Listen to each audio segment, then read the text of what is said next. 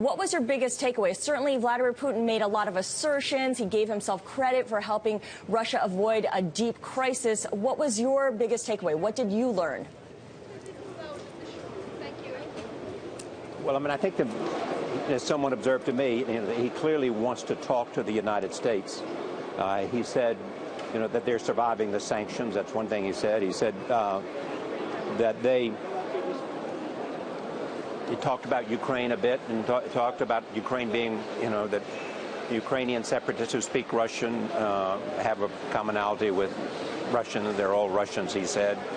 He talked about China and what an opportunity there was for China, because China has cash and Russia has natural resources, so there's a real opportunity for an economic connection between the two. He talked a lot about economics in a small speech he gave, and then with others. The Greek prime minister spoke, and a vice premier from China spoke, and Vladimir Putin spoke, and then he and I did about a 40-minute interview, one-on-one, more politics and national security issues than economic issues, although some economic issues. And then the whole thing, this plenary session went 2.5 hours. We started a little after 2, and then it went till a little after 4:30. So it was very long. I was on stage for the entire time, as was Vladimir Putin.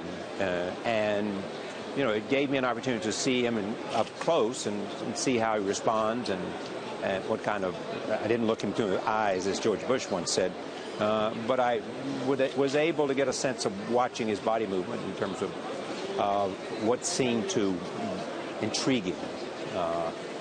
For example, I pointed out that he was being very aggressive, Russia was.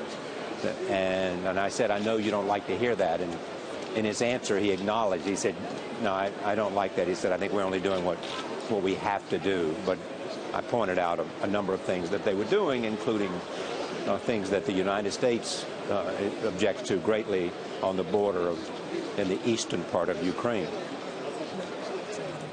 Well, Charlie, I like what you said about how you got to look at him, look at his body language. You might not have stared into his eyes the way President George W. Bush did, but I wonder on which parts, on which topics, which points was President Vladimir Putin most unscripted on?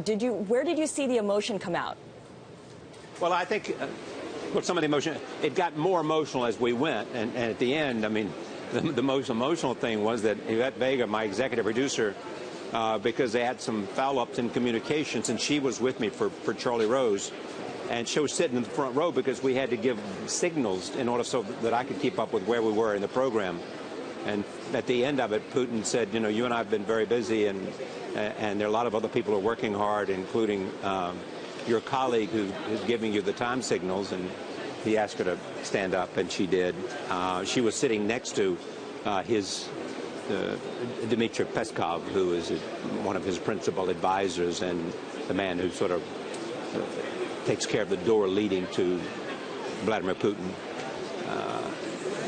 He was very animated about ISIS and how important it was to change the trajectory of ISIS. And we talked about that, and he doesn't miss an opportunity ever to point out if he thinks the United States is responsible, as he pointed out that the rise of ISIS came as a consequence of what happened in Iraq. He didn't like me talking about him being aggressive, as I may have mentioned to you, but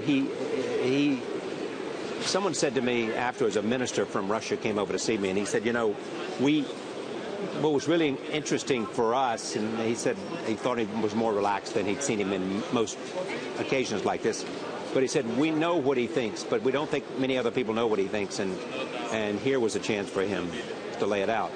A lot of people in Russia, outside of Russia, are worried about Ukraine. They're worried about it because there is point-counterpoint.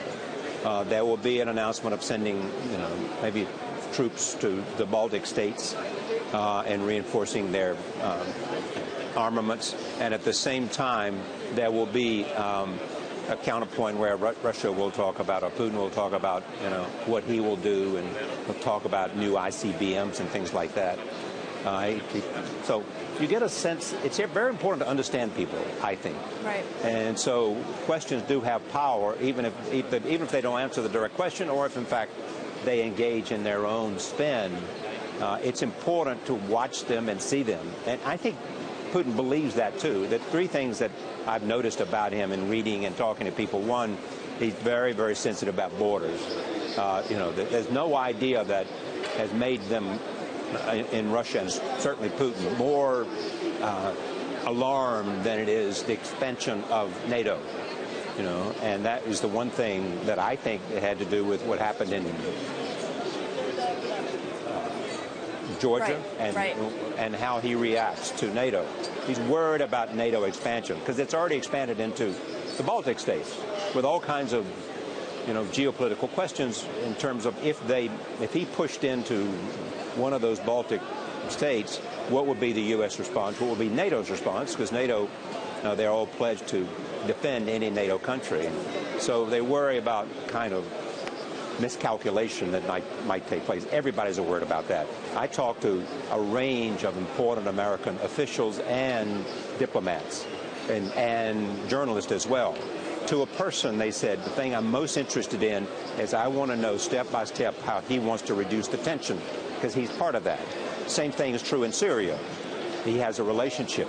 He has been a principal benefactor of Syria. And he basically knows he's got a problem. He worries most about ISIS taking over Syria, I think more so than he does about the survival of Assad.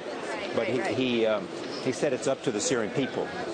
Okay, Charlie Rose, we thank you so much for giving us your takeaway from your conversation with President Vladimir Putin this morning in St. Petersburg.